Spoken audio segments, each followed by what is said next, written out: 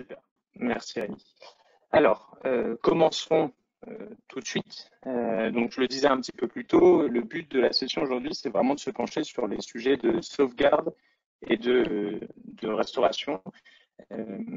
C'est un sujet aujourd'hui qui m'intéresse beaucoup parce que je dois dire que dans mes récentes expériences commerciales avec les différents interlocuteurs que je peux avoir en France et à l'étranger, je suis régulièrement amené à avoir ces conversations, d'autant plus depuis, je dirais, l'arrivée de la réglementation RGPD qui oblige certaines entreprises quand même à avoir, à tenir certaines obligations de restauration en cas de problématique.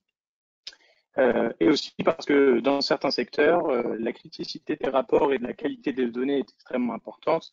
Donc, il est nécessaire justement aux personnes de pouvoir compter sur un système de sauvegarde solide et de pouvoir restaurer le contenu lorsque un quelconque problème arrive. Donc, je vais en profiter pour présenter un petit peu les différents sujets qu'on va présenter aujourd'hui. Donc, dans un premier temps, on va se concentrer sur clairement aujourd'hui, qu'est-ce qui pourrait nous amener à avoir un système de restauration de qualité, qu'est-ce qui nous amènerait à avoir justement des problèmes sur notre contenu.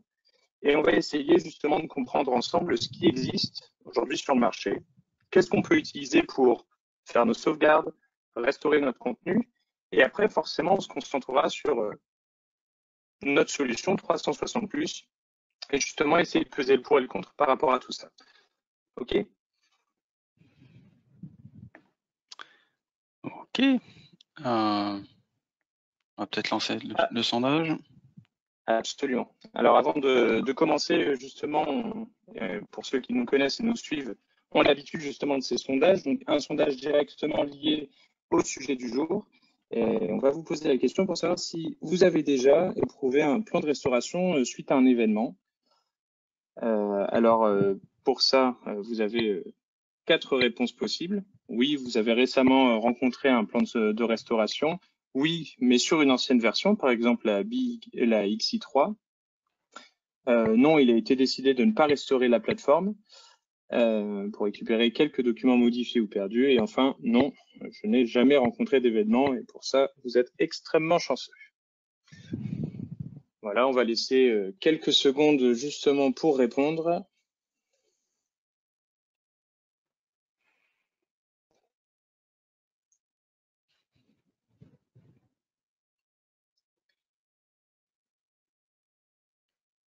Super. Alors, Rémi, si tu peux partager les résultats. Super, bon. De toute façon, vous voyez cette nette tendance s'afficher lors des réponses. En effet, une majorité d'entre vous a déjà éprouvé un plan de restauration, mais sur une ancienne plateforme.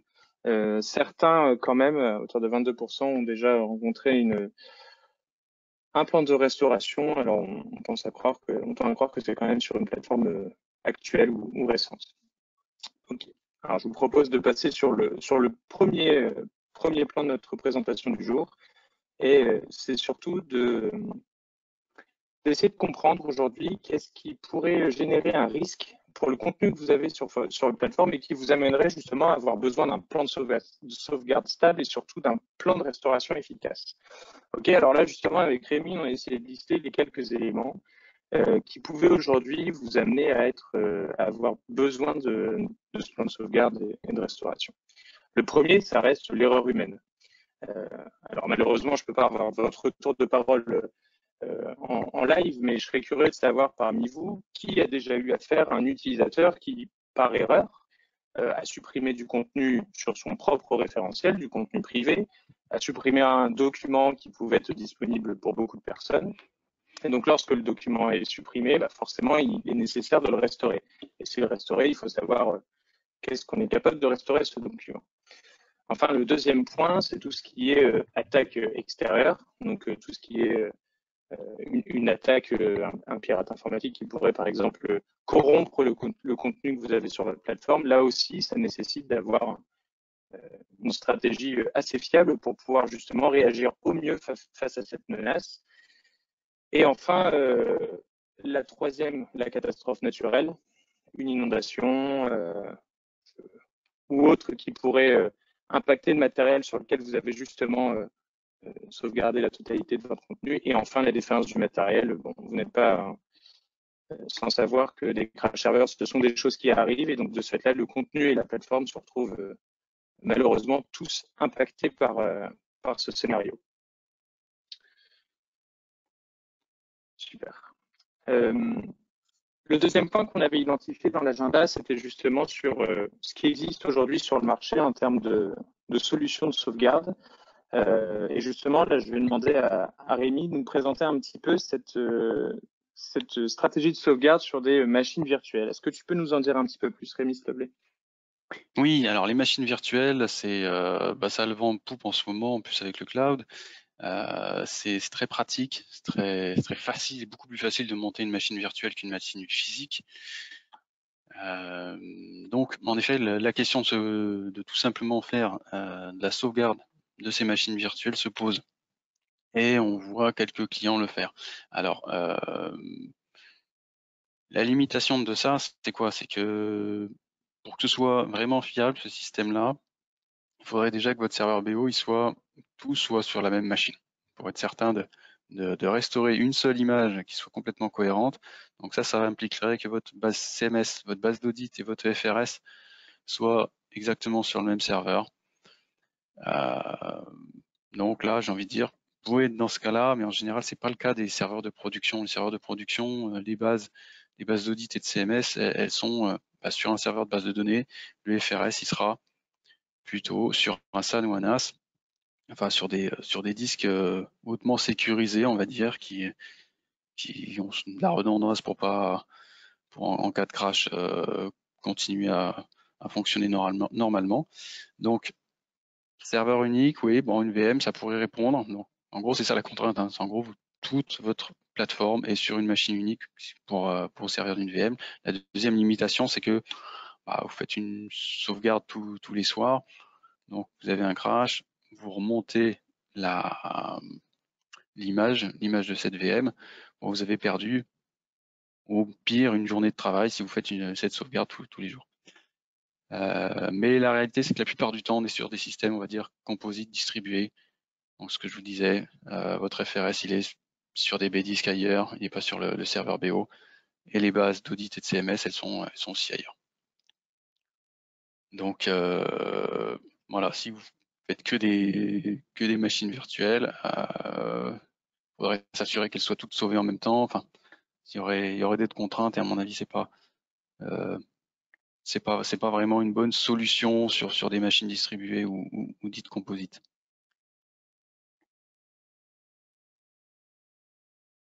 Donc, très bien. ouais. Merci Rémi. Ok, écoute, merci beaucoup pour la présentation des machines virtuelles.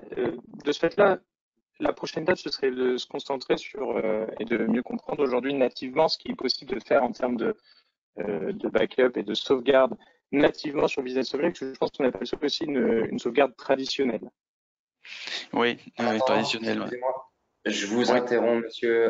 En attendant que Rémi présente les avantages du backup, est-ce que, Sacha, tu peux essayer de rejoindre avec ton téléphone? Le son est assez mauvais. Tu verras les settings dans la section audio sur le panel. Désolé de vous interrompre. Pas de souci. Donc, traditionnellement avec BO, vous avez deux stratégies. Hein. La première, c'est le LCMBR. Donc, c'est complètement manuel, c'est assez peu répandu, je pense maintenant, sauf pour les toutes petites plateformes. C'est manuel, donc c'est pas automatisable. Bon, franchement, c'est très contraignant. Il faut bien se mettre d'accord sur ce qu'on fait à chaque fois. Et vraiment, on va plutôt, ce que j'ai vu d'assez répandu chez de nombreux clients, et ça depuis assez longtemps, c'est d'automatiser via un ordonnanceur des actions comme stopper les services BO et faire une sauvegarde de la base de données CMS et audit et parallèlement sauvegarder ce qu'on appelle les dossiers du FRS. Et enfin, en troisième point, c'est vraiment de sauvegarder l'image, on va dire logicielle, si vraiment vous avez un crash au niveau du logiciel. Mais donc, ça, c'est les 3 étapes. Vous avez un blog là-dessus. Si vous regardez dans le chat, il y a un blog SAP qui décrit tout ça.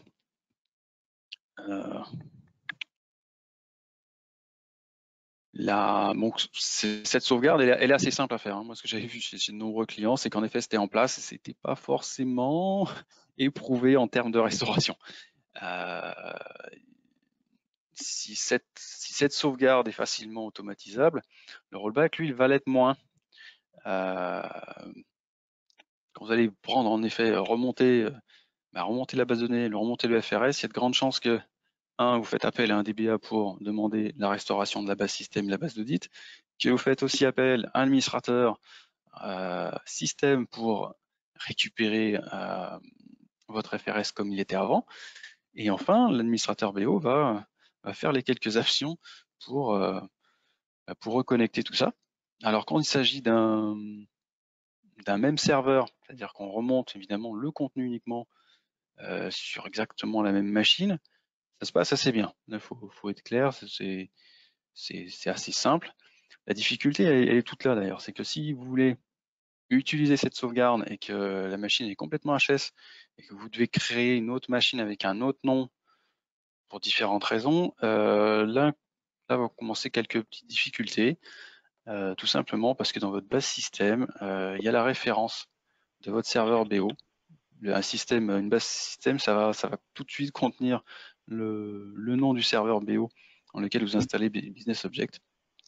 Donc ça c'est un petit point d'attention et ça va induire des actions manuelles. Donc pour la partie restauration, c'est pas si simple. Il faut retirer tous ces liens. C'est entre guillemets, c'est à documenter. Et de ce fait, ça sera peut-être un délai supplémentaire pour remettre à disposition une plateforme BO opérationnelle. On va pouvoir maintenant lancer avant le... Alors, Denis, pour que tu saches, je suis de retour. Hein. Je suis bel et bien de retour. Ouais. Alors, de ce fait-là, je prends le relais. Le prochain sondage, on va justement s'intéresser aujourd'hui aux différents systèmes de sauvegarde que vous avez dans votre organisation sur votre plateforme BO. Donc Rémi justement vient d'en balayer certaines qui étaient existantes. Donc sur les différentes solutions qu'on a proposées, c'est une question à choix multiple. Donc n'hésitez pas à en sélectionner plusieurs. Donc la première, ça va être les sauvegardes de machines virtuelles. Donc le premier point que Rémi a pu présenter. Le second, c'est ce qu'on appelle dans le jargon le système de sauvegarde traditionnel, donc ce qui est nativement proposé par BO. Enfin, pour les plus chanceux d'entre vous, on parlera de 360+ et de cette superbe dimension de sauvegarde et de restauration que propose la solution. Et enfin, pour ceux qui aujourd'hui découvrent cette thématique, peut-être n'avez-vous pas encore de stratégie de sauvegarde en place. On vous laisse quelques secondes pour y répondre.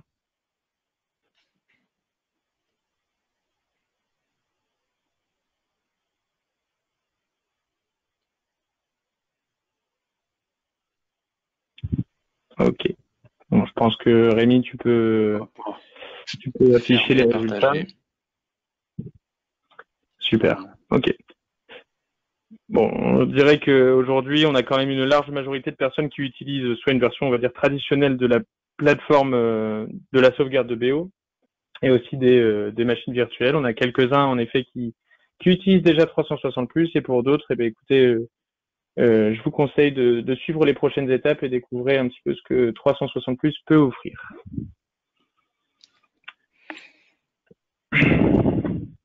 Donc simplement pour faire le pont correctement et pour reprendre par rapport à ce que Rémi a présenté en mon absence, en effet, on a pu voir aujourd'hui ce qui se faisait sur le marché nativement sur Business Object de façon traditionnelle ou alors avec les machines virtuelles. On a pu aussi en voir certaines limites. L'idée pour nous, c'est peut-être aussi de se concentrer sur aujourd'hui ce que 360+ va permettre d'offrir en termes de sauvegarde et de stratégie de restauration pour que vous ayez un maximum d'informations sur le sujet.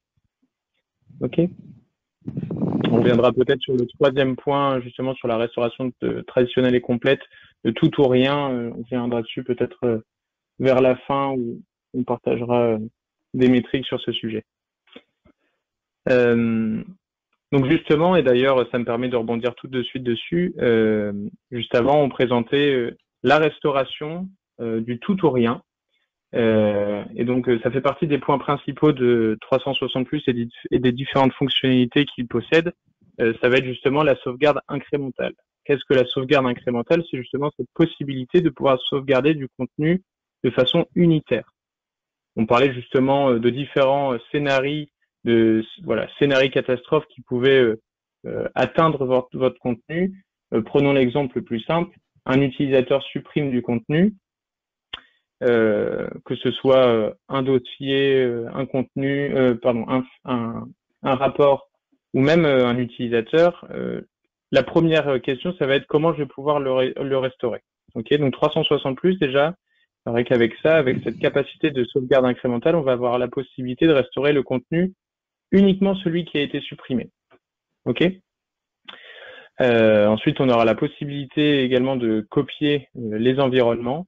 Donc voilà, la partie également corbeille, où on a précisé pour tout, cela inclut forcément tout ce que vous avez sur votre plateforme qui pourrait être supprimé. Aujourd'hui, avec 360 Plus, on en a la possibilité. La raison pour laquelle aujourd'hui on a décidé de le faire apparaître, évidemment, et pour ceux qui utilisent déjà la version BI 4.2, vous devez savoir que SAP a mis dedans une corbeille qui permet de faire de la restauration de contenu. Nous, chez 360, avec nos 13 années d'expérience sur Business Objects, cette corbeille, elle ne fait pas que restaurer le contenu public. On va même un peu plus loin par rapport à ça et on va même restaurer du contenu qu'aujourd'hui BO ne propose pas de restaurer. Et ce que je propose pour que ce soit plus clair pour vous, c'est simplement de passer directement à une présentation live de la solution. Donc Rémi, je te laisse la main pour peut-être que tu fasses une démo en direct de la solution. Oui, alors, je vais me connecter à une machine.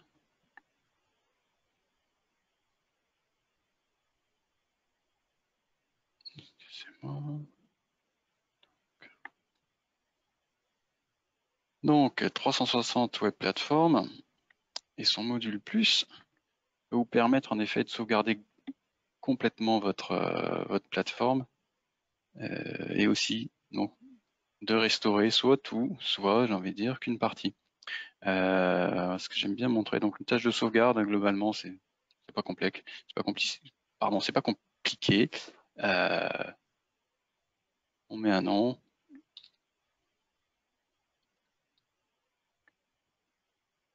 On indique une fréquence, donc ça peut être souvent tous les soirs. Bon, chaque jour, pardon.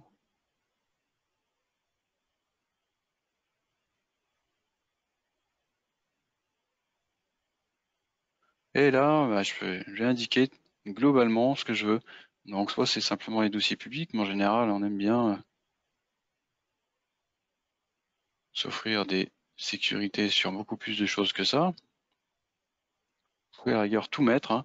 Donc la première sauvegarde va être assez longue parce qu'en effet, chacun des documents, chacun des dossiers, chacun des utilisateurs, chacun des dossiers favoris d'utilisateurs vont être sauvegardés. Alors on va indiquer justement là sur des racines qu'on veut les sous-conteneurs, qu'on veut également inclure les contenus. Et donc là, il a détecté que je voulais sauvegarder des utilisateurs. On va pouvoir justement inclure les boîtes de réception, les dossiers personnels. Et donc, bon, je vais pas lancer le job là maintenant, c'est pas. Mais l'idée, c'est qu'en plus, donc la première fois ce sera long, la deuxième fois, ben, on va faire le delta, on va vraiment faire le delta entre ce qui a été modifié depuis la dernière sauvegarde et sauvegarder que ce qui est nouveau, que ce qui a été modifié entre deux sauvegardes. Alors, pour vous montrer, hein, donc là, si je me connecte à la CMC, j'ai mon utilisateur, je suis connecté avec l'administrateur. J'ai mon utilisateur ici, avec à l'intérieur des dossiers. Dans ce dossier personnel, j'ai un document, pardon, j'ai un dossier, plusieurs documents, fichiers. Donc aujourd'hui dans BO, si mon administrateur BO reçoit une mauvaise instruction et supprime mon utilisateur, je l'ai perdu, hein. Vous pouvez aller dans la corbeille, là je dois être en 4.2 SP7 ou SP8, mais ça n'a pas changé. Vous pouvez aller dans la corbeille, vous n'allez pas trouver votre utilisateur. Donc, moi, je vais pouvoir le rétablir, entre guillemets, avec 360 en quelques clics. Je vais me placer ici au niveau de mes utilisateurs. Je vais regarder tout ce qu'il y a dans ma corbeille. Je vois que j'ai quelques utilisateurs, dont celui que je viens de supprimer. Et je vais pouvoir demander sa restauration. Je peux demander de restaurer ou pas. Les catégories, j'en avais pas. Et je vais pouvoir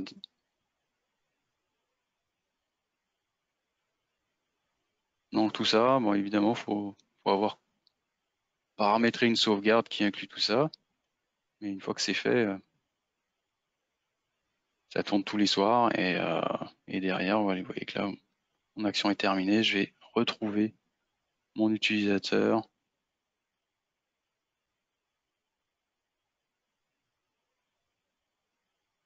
Ici. Et ces dossiers favoris avec les documents à l'intérieur ont été également restaurés. Donc ça, c'est le côté entre guillemets assez souple. Vous voyez, j'ai mis en place une sauvegarde. J'ai fait le job de sauvegarde avec vous. Bon, je suis pas allé jusqu'au bout, mais derrière, il y avait plus rien en fait. Hein. Il y avait juste de valider le traitement. Et ça l'aurait lancé. Il y a restaurer un utilisateur. Vous avez vu, vous n'avez pas quelques options. Ça n'a pas été compliqué. On va revenir peut-être sur notre scénario de réplication. Donc le scénario de réplication, connecté peut-être avec une autre plateforme un peu plus fournie. Alors Rémi, peut-être sur la partie de réplication, tu peux peut-être expliquer quel serait l'intérêt pour les participants d'utiliser justement ce scénario de réplication. Oui, pardon. Je vais montrer la slide. Alors, en fait, le scénario de réplication, on le voit, on a quelques clients qui l'ont mis en place, pardon. L'idée, c'est vraiment, c'est de s'offrir entre guillemets un site de secours qui est opérationnel rapidement. Donc, on a notamment des entreprises qui ont ce qu'on appelle un PCA avec tout un site, carrément tout un site bien ciblé avec les bases de données qui vont être dupliquées et notamment leur système BO avec notre outil 360. L'idée, c'est qu'on va d'une part sauvegarder quotidiennement tout le patrimoine de la plateforme, comme je vous ai montré. Donc ça vous permet dans l'immédiat, si un utilisateur modifie par erreur un document, de revenir à une version précédente. Si un utilisateur donc ça vous pourra faire rapidement simplement des restaurations unitaires, on va dire, ou partielles. En fait, on peut exploiter ce job de sauvegarde avec ce qu'on appelle un job de rollback. Le job de rollback, qu'est-ce qu'il va faire? Il va justement récupérer tout ce qui a été sauvegardé et l'injecter dans un autre système BO. Donc avec ce système-là, en fait, vous allez entre guillemets mirrorer un autre site, un autre système BO que vous allez pouvoir mettre à disposition dès qu'il y en aura besoin, dès que la plateforme actuelle crache complètement et qu'il n'est plus disponible. Donc voilà, ça c'est quelque chose que je peux vous montrer dans l'interface. On planifie un job de sauvegarde tous les jours à une date donnée et la réplication, elle s'enchaîne en fait. Je vais vous montrer ça et on va indiquer une fois que la première est faite, on a simplement de connaître les sauvegardes unitaires qui ont été faites sur la dernière journée. Donc globalement,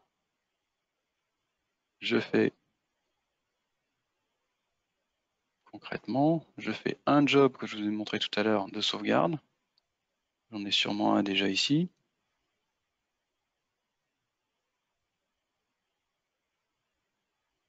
Voilà, typiquement si je regarde ce qui a été sélectionné là-dedans, je vais voir que mon backup, il est quasi global. Ouais. ouais, il y a des choses qui ne sont pas utilisées sur cette machine. Et l'idée derrière, c'est que on va pouvoir injecter, si ça tourne tous les soirs, si on veut un autre système qui soit exactement pareil, hein, qui soit répliqué chaque soir, on va parler de tâches de rollback. Et là, donc,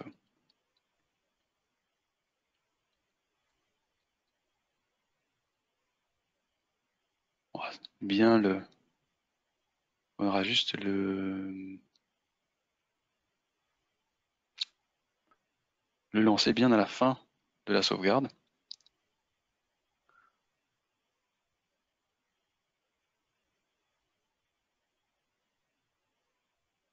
On peut peut-être lui faire attendre un événement si on veut être sûr. Typiquement, c'est là que j'ai indiqué. Jusqu'à quelle est la sauvegarde qui m'intéresse, si on fait ça tous les soirs, on a besoin que de la sauvegarde qui vient d'être faite. Et là, on va indiquer que on vient chercher les sauvegardes d'une autre source.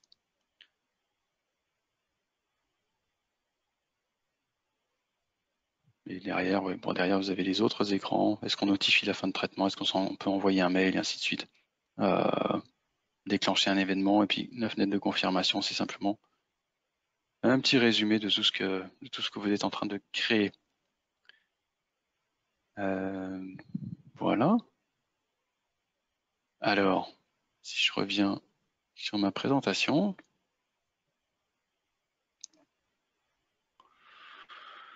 Donc, les autres cas d'usage de ce mécanisme de réplication, vous avez compris, hein, c'est une espèce de synchronisation d'environnement. Donc, nous, on a des clients qui font ça de recette vers prod ou de prod vers recette, ça dépend des cas.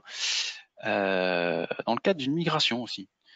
Je vous ai parlé des 10 steps ce matin à 10h des 10 steps de migration, je vous ai parlé de transport. En fait, cette réplication, c'est aussi un transport. Donc, ça pour vous dire que vous n'êtes pas obligé d'être exactement sur les mêmes versions de BO. Si vous êtes de 4 points et que vous avez une migration vers 4.2, vous pouvez aussi utiliser ce système-là.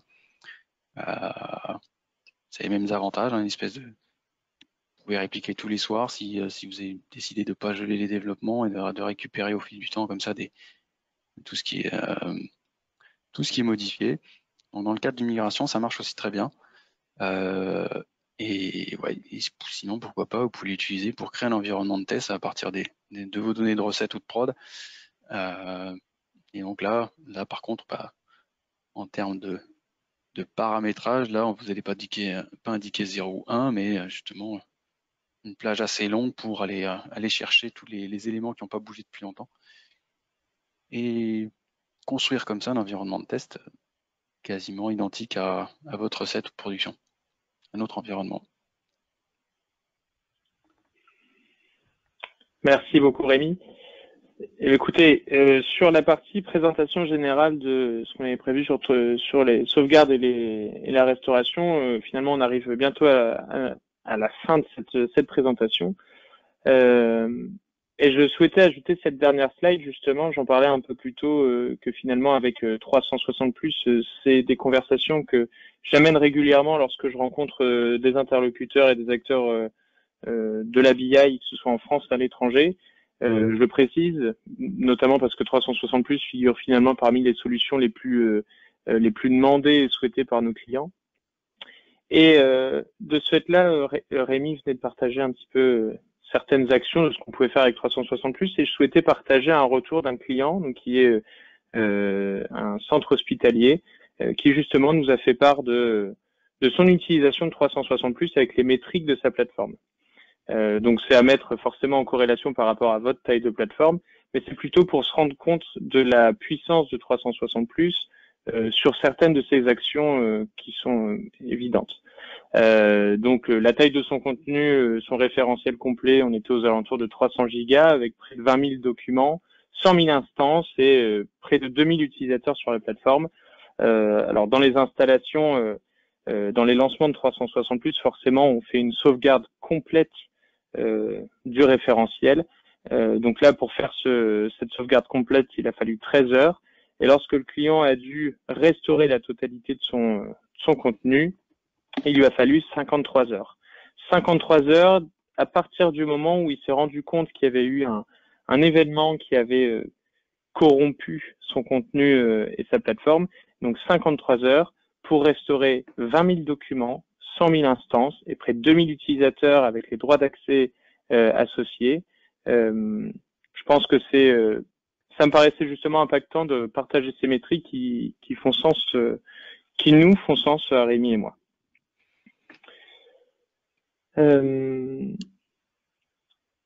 Alors Rémi, je ne sais pas si tu voulais ajouter quelque chose peut-être sur ce témoignage, ce retour de client. Non, pas particulièrement. C'est des chiffres qui sont intéressants. Je vais sans doute en avoir d'autres d'ici quelques semaines parce qu'on a un client avec qui a une plateforme encore plus grande. On a presque 10 fois ça. On a 3 Tera rien que sur le FRS, 100 gigas sur la base CMS. Ça va. Voilà. Je suis très curieux de savoir ce que ça va donner notre outil pour justement. J'ai proposé ce scénario de backup et de rollback pour faire leur migration de 4.1 vers 4.2. Et je suis assez confiant. Ce qui me permet aussi de rebondir et finalement vous inviter tous qui participez à la session à visiter notre site internet et notre page YouTube. La raison pour tout ça, c'est que finalement on essaie d'être très dynamique et très proche de nos clients et de continuer à délivrer du contenu qui pourrait justement intéresser cette communauté BO. Et donc partager un maximum d'informations à la fois sur l'utilisation de 360, mais aussi simplement sur l'utilisation et les bonnes pratiques comme on fait aujourd'hui autour de BO. Donc je vous invite fortement à visiter ces pages et n'hésitez pas justement à nous contacter. Pour la majorité, vous avez nos coordonnées, que ce soit les miens ou ceux de mes collègues, et on pourra justement échanger plus en détail par rapport à ça.